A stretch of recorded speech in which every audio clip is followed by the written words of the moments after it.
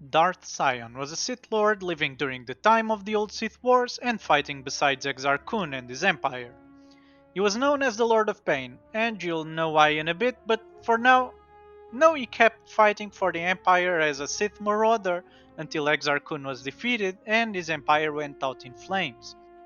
Of course, Sion was involved in a lot of fighting, and as such he fought tons of Jedi, defeating them and killing hundreds of opponents before finally finding a Jedi who would best him in combat. This Jedi was the last Darth Sion faced while he was alive, as the Jedi struck him down. However, Sion didn't stay dead.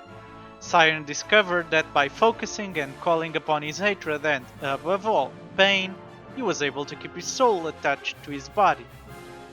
This was when Darth Sion's dead body rose again, killing the shocked Jedi who thought he had won, and ensuring Sion gained the title Lord of Pain. You can't kill a dead Sith, and this made Sion virtually immortal, as long as he kept focusing on the agony and pain he was experiencing at all times.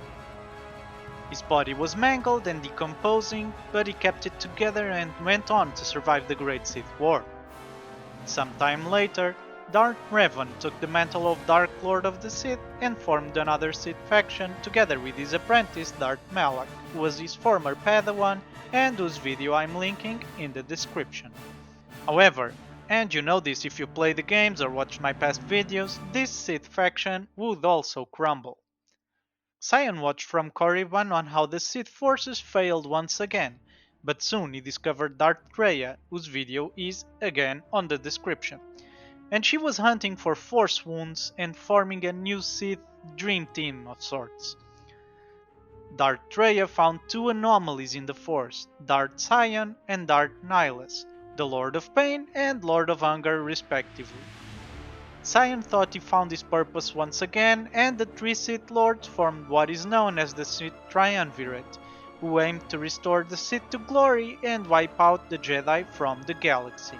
Sion served Traya, but he was plagued by how tame her teachings were and even claimed to hear her voice in his head non-stop. Nihilus wasn't pleased with how things were going either, so both of them plotted against Traya and eventually ambushed her on Malachor 5 where she was meditating. Sion beat her up and Nihilus stripped her of her connection to the Force, forcing her to run after waking up from her forced slumber. I apologize ahead for the poor quality of the next clip, but it's an old game and I couldn't get any better resolution from it. However, I'm going to show you the clip anyway for you to see how brutal Sion was.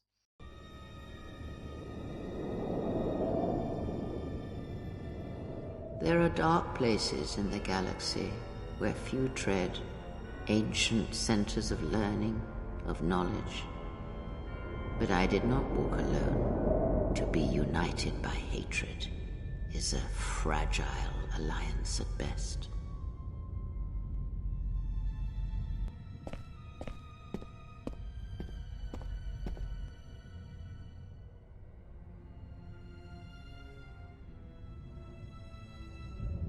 But my will was not law. There were disagreements, ambition.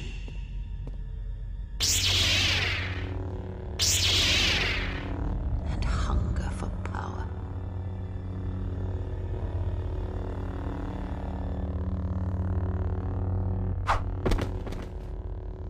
There are techniques within the Force against which there is no defense.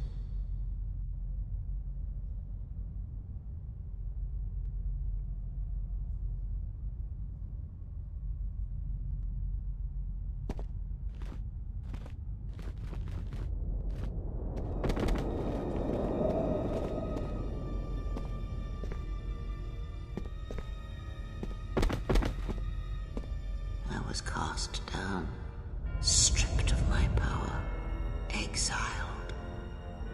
I suffered indignities and fell into darkness. The mantle of Dark Lord of the Sith fell to Nihilus, the Lord of Hunger, and the Sith pair went on a rampage until only a couple of Jedi were alive. They noticed the Jedi returning to known space around that time, a straggler as she had been exiled for participating in the Mandalorian Wars besides Revan. Sion spared no time and went to assassinate her, but Traya saved her. The exiled Jedi, Meetra Surik, escaped another attempt on her life, but this time Sion realized how she was beautiful and starting having some strange thoughts about her. And I get you, Sion, we've all been there.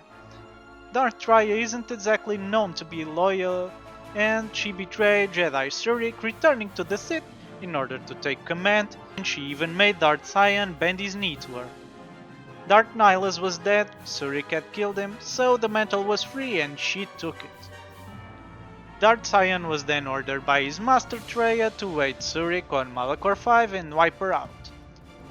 Surik faced Sion and kept killing him, but again you can't kill what is already dead, and Sion kept getting back on his feet to fight her again and again. It was then Surik realized HK-47 gave her the secret to kill Sion once and for all. You see, this is often a forgotten piece of lore, but it was HK-47 who advised Surik on how to kill Sion. And here's the conversation they had that changed the outcome of this battle and made Surik emerge the winner. Answer. Master, when conventional weapons will not work, then one must resort to other means of assassination. When Jedi, or Sith, or whatever they call themselves, cannot be defeated with weapons, then use doubt. Evaluation. It sounds as if this Sith Lord is somehow able to keep fighting, no doubt by drawing on his connection to the Force to keep him alive, even after suffering grievous harm. It may be whatever pain he experienced in the past was so great that the technique he used to recover from it and sustain himself also gives him an incredibly high pain threshold.